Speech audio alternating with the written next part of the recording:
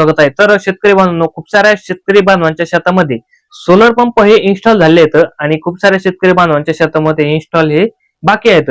आता जे काही सोलर पंप इन्स्टॉल झाले आहेत त्या सोलर पंपापाशी जर तुम्ही बघितलं तर जे काही वीज रोधक आहे त्या वीज रोधकाचं नेमकं काम काय आहे आपण यामध्ये तुम्हाला सांगणार आहे. तर खूप सारे शेतकरी बांधव म्हणतील का वीज पडू नये सोलर पंपावरती म्हणून हे त्याच्यामध्ये जे बसवलेलं असतं, परंतु तसं नाही शेतकरी बांधवांनो.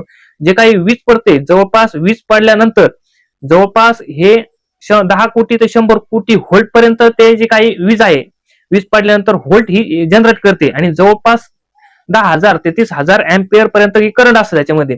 इतकं मोठं करंट आणि इतकं मोठं व्होल्टेज असल्यामुळे जे काय ते वीज हे नेमकं कुठे सुद्धा पडू शकते. परंतु आपण जे काही त्याच्यामध्ये आर्थिंग रॉड जे बसवतो, जे काही वीजरोधक बसवतो, नेमकं हे वीजरोधक हे काम काय करतं आपण या व्हिडिओमध्ये तुम्हाला सांगण्याचा प्रयत्न करणार आहे. त्याच्यामुळे तुम्हाला व्हिडिओ शेवटपर्यंत बघायचा आहे. आणि चॅनल तुम्ही जर पहिल्यांदा आला असाल तर चॅनलला नक्कीच सबस्क्राईब करा. तर शेतकरी बांधवांनो, आपण आपल्या घरामध्ये जी काही वीज येते मोटर चालवण्यासाठी किंवा शेतामध्ये जवळपास 200 ते 250 व्होल्ट पर्यंत त्याच्यामध्ये गरज असते. परंतु ही जी काही वीज पडते ह्या विजेमध्ये खूप सारं व्होल्टेज आणि करंट असतं.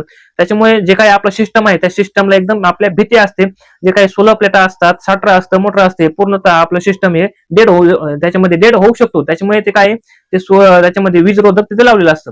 आता नेमकं वीज रोधकाचं नेमकं काम काय आहे, तर जे काही आपल्या आसपास सोलरच्या पशी किंवा सोलरच्या आसपास जर वीज पडली तर जे काही वीज रोधक आहे ते वीज रोधक ते स्वतः आपल्याकडे जे काही वीज पडल्यानंतर जे काही व्होल्टेज आहे किंवा जे काही एनर्जी आहे विजेची ती आपल्या स्वतःमध्ये त्या बॉडीमध्ये ऑब्झर्व करून जे काही आर्थिंग आहे त्या आर्थिंग थ्रू जमिनीमध्ये न्यूट्रलाइज करते आणि आपल्या जे काही सिस्टम आहे त्या सिस्टमला वाचवते. आता ज्यावेळेस वीज पडते, वीज पडल्यानंतर तुम्ही बघितलं असेल ते तांब्याचं वर असं सोलरला बसवलेलं असतं.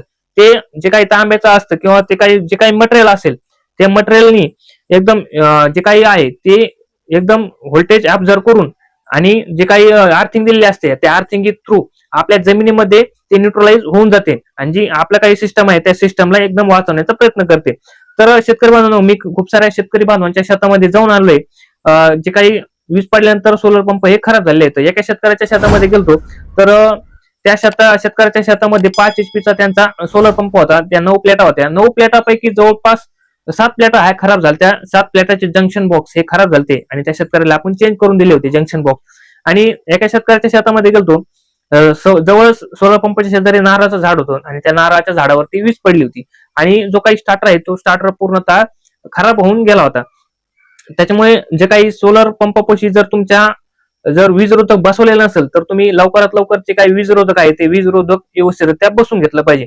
आणि हे वीज रोधक बसवत असताना त्याची काही प्रॉपर अर्थिंग हे देणं गरजेचं असणार आहे. आणि खूप सारे बघितलं मी काही जागेत तर जी काही सोलर पंपाची जी काही अर्थिंग आहे आणि जी काही वीज रोधकाची अर्थिंग आहे ती एकाच अर्थिंगला दिलं आहे. परंतु दोन्ही जी काही अर्थिंग आहे त्या सेपरेट केल्या पाहिजे, जेणेकरून आपले काही तिथे आर्थिक हानी होणार नाही. जी काही वीज रोधकाची अर्थिंग आहे ती सेपरेट तिथे केली पाहिजे, जेणेकरून जे काय आपले आर्थिक नुकसान होणार आहे ते नुकसान होण्यापासून आपलं वाचणार आहे. तर शेतकरी बांधवांनो, अशा पद्धतीने जे काही वीज रोधक असतं आपल्या शेतामध्ये त्या वीज रोधकाचं काम आहे आपल्या सिस्टमचं जे काय आहे ते कवच असतं. तर शेतकरी बांधवांनो, ही माहिती तुम्हाला आवडली असेल तर आपल्या व्हिडिओला नक्की लाईक करा, चॅनलला सबस्क्राईब करा आणि आणखीन आपल्या व्हॉट्सअप ग्रुपला जर तुम्ही जॉईन नसाल झाल तर लवकरात लवकर आपल्या व्हॉट्सअप ग्रुपला सुद्धा जॉईन होऊ शकता. व्हिडिओच्या डिस्क्रिप्शन बॉक्समध्ये त्याची लिंक दिलेली आहे. भेटूया एका अशाच महत्त्वपूर्ण व्हिडिओमध्ये. तोपर्यंत धन्यवाद.